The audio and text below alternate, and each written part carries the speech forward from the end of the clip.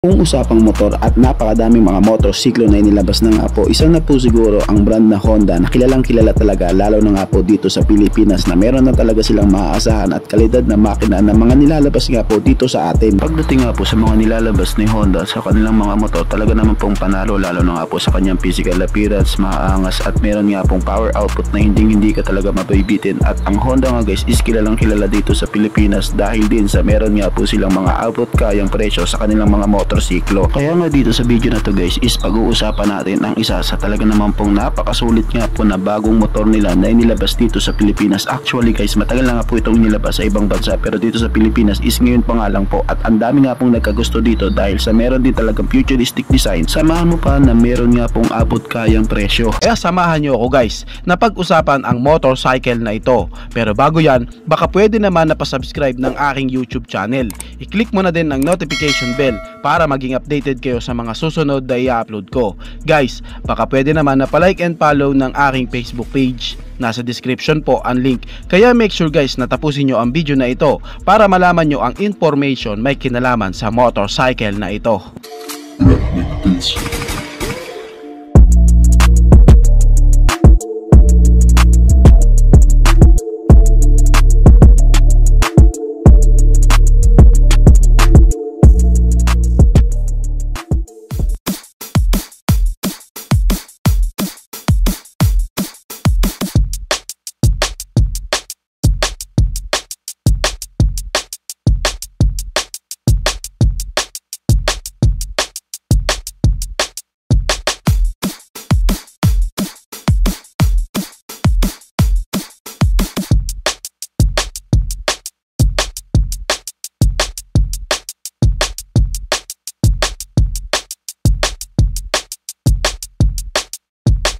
Ang tinutukoy ko nga guys is walang iba kundi si Honda Navi 110cc. Yes guys, 110cc nga po ang motorsiklo na ating pag-uusapan, kaya tsak na sulit nga po ito, lalo na kung ikaw is naghahanap nga po ng daily use bike na pwede pang palengke, pang pasok sa trabaho. Ang motorsiklo na to guys is matagal na nga pong available sa ibang bansa, at dito sa Pilipinas guys is hindi nga po ganong tunog-tunugan, pero ngayon nga po is ginulat tayo ni Honda na inilabas nga po yan dito sa Pilipinas at naging available na po siya. At ang matindi pa dito guys is meron nga po siya guys na mura nga pong presyo na talaga naman pong napakasulit na tipong yung presyong yun guys is pwede na talaga, dahil alam naman natin guys na ang brand na Honda is meron din talagang kalidad sa kanyang makina. Ang motorsiklo to guys is meron nga po siyang introduction price na hanggang August 1 nga po na nagkakahalaga lamang ng 55,000 pesos. Can you imagine that guys, 55,000 pesos? Kaya kung ikaw na meron ka na nga pong budget, pwede mo nang bilhin ang motorsiklo na to at magamit din, dahil sulit din talaga siya, lalo na sa kanyang makina na meron nga pong kalidad ang kanyang pagkakagawa. Pero syempre guys, sa mga motorsiklo talaga na lumalabas, hindi talaga mawawala dyan ang bashing. Kahit anong ganda pa niyan, hindi talaga po pwedeng walang maibabash ang iba nating mga kababayan. And syempre ang motorsiklo na to po is hindi po para sa lahat. Yes po, ang target market nga po ng Navi 110cc ni Honda is yung mga kababayan natin na sakto lamang po ang height, dahil sa ang motorsiklo na to is hindi po talaga ganon kalakihan. And syempre po pagdating sa kanyang power output, specs, features, hindi din po siya ganon katulad sa ine-expect natin. Yung tipong yung presyo niya isapat lang din po ang ibibigay niya.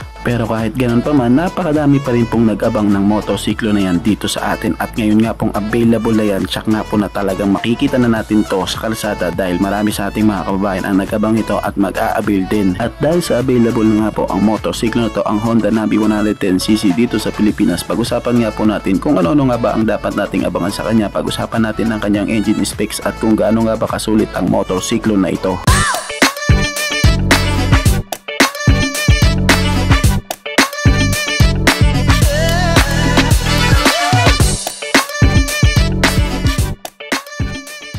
Ang Honda Navi 110 nga guys is meron nga pong 109.1 cubic centimeter engine displacement. Siya po is naka 4-stroke single cylinder, at pagdating sa kanyang cooling system, siya po is naka air-cooled engine. Siya po is naka single overhead cam with 2 valves. And syempre po pagdating sa kanyang weight guys, magaan nga po ang motorsiklo na to dahil maliit din talaga siya. Siya po is bigat 104 kg, at ang kanya nga pong boring stroke is may sukat nga po 50mm by 55.6mm, at ang kanyang fuel tank capacity is meron naman pong 3.5 liters. Ang kanyang compression ratio po is meron nga pong sukat na 9.1:1. Ngayon guys, pag-usapan naman po natin ang kanyang power output. Gaano nga ba kalakas ang motorsiklo to? Kamusta ang kanyang maximum power at ang kanyang maximum torque? Pagdating nga po sa kanyang maximum power, meron siyang 7.89 HP at 7,500 RPM, and meron naman siyang maximum torque na 8.91 Nm of torque at 5,000 RPM. Saktong power output guys para sa 110cc na motorsiklo. Pwede na rin. And kung titingnan mo guys ang kanyang physical appearance, makikita mo nga na akala mo di manual po ang motorsiklo to, pero diyan ka nagkakamali dahil automatic nga po ang kanyang transmission dahil siya po is naka CVT auto. At ginagamitan nga siya guys ng magagandang suspension, lalo na nga po yung kanyang front suspension na ginagamitan nga po ng inverted fork suspension in single shock absorber naman po sa likuran, na maaasahan mong meron nga po magandang play na suspension, lalo na nga po kapag nasa mga hard or mga sharp corner. Samahan mo pa na meron nga pong sulit din na braking system dahil nga po ito is ginagamitan ng combi brake system para nga po sa 110cc nga po na motorsiklo. Pwede na rin po at safety features na rin po yung combi brake system. Ang kanya nga pong panel gauge, analog gauge, tapos siya ang mga ilaw niya po is naka halogen pa nga po, lalo na nga po yung kanyang headlight. Sa kanya nga pong gas consumption guys na 48.4 km per liter, okay na rin guys, pero kung ikukumpara mo sa iba pa nga po niya mga tunggal din ng mga 110cc or 115cc ng mga scooter, masasabi natin na medyo mas matataas pa nga po yung ibang mga scooter. Pero well, sa 48.4 km per liter, matipid pa rin po ang gas consumption na yan. Isa nga po guys sa mga top features nito, yung kanya nga pong tubeless na gulong and steel wheels. Tapos ang kanya nga pong gulong sa unahan is may sukat na 90/90/12, sa likuran naman po is may sukat na 90/100/10. Kasama pa nga po sa top features na yung kanya nga pong integrated storage. Ngayon guys, dumako naman tayo sa kanyang mga dimension. Ang seat height nga po ito is may sukat na 762mm, mababa din talaga guys ang motorsiklo to. Tapos yung kanyang ground clearance is 148mm. Ingat-ingat na lang tayo sa mga matataas na humps. Ang kanyang wheelbase case is mayroon nga pong sukat na 1,286mm. Pagdating nga pala guys sa kanyang fuel system, ito nga po guys is ginagamitan ng carb type. Yes po, naka-carb pa nga po ang motorsiklo na ito. 55,000 pesos nga po ang introduction price niyan dito sa Pilipinas hanggang August 1. Kaya kung ikaw na may budget na at gusto mo ang motorsiklo ito, bilhin mo na, dahil guys ang kanyang real price po is nagkakahalaga ng 58,900 pesos. Pag natapos nga po yung August 1, ang kanyang presyo na po is 58,900 pesos. Pero para sa presyo guys na 58,900 pesos, murang-mura pa rin po ang motorsiklo na ito. Isipin nyo Honda to, may kalidad ang kanyang makina. Kilala na may matitibay at matipid sa gasolina. Samahan pa na meron nga pong mga ginagamit na mga materials and bodyworks na talaga naman po napakasulit, kahit nga po sa mga maliliit na detalye niya na talagang masasabi mong okay at pwede din talaga siya. Syempre kung tatanungin mo pwede ba yan sa beginners, yes naman guys, pwede. Actually guys, yun talaga ang target market ng Honda, kaya nilabas nila ang motorsiklo na yan dito sa Pilipinas, dahil alam naman natin guys, dito sa atin is ibibihira lamang po yung mga pinalad sa tangkad. Kaya pwede din to guys doon sa ating mga kababayan na sakto lamang po ang height nila para nga po mag-drive ng isang motorsiklo. Tapos meron din pong power output na hindi din talaga ganun kabigla-bigla. Sama mo pa sa specs features, pwede at sulit na din talaga siya. Meron din siyang safety features guys, kasama na nga dyan yung kanyang combi brakes na maaasahan mong malakas nga po ang kanyang stopping power para sa ganitong cc ng motorsiklo. Tapos meron pa pong sulit at napakamurang presyo na talaga naman pong pwede din talaga para sa ating mga kababayan na abot kaya lamang po ang presyo para lamang po sa isang motorsiklo. Kaya kung naghahanap ka ng motorsiklo guys na magagamit mo pang daily use, pang pasok sa trabaho, baka pwedeng may consider nga po ang motorsiklo na to na meron din talagang sulit, napakagandang itsura, talagang hindi rin pipitsugin kung titingnan, and syempre meron pang less maintenance dahil sa naka-carb type to, at maaasahan mong matibay din ang kanyang makina, si Honda Navi 110cc. Kayo guys, anong masasabi nyo sa motor na ito? Paki-comment naman ang inyong reaksyon. Maraming salamat po.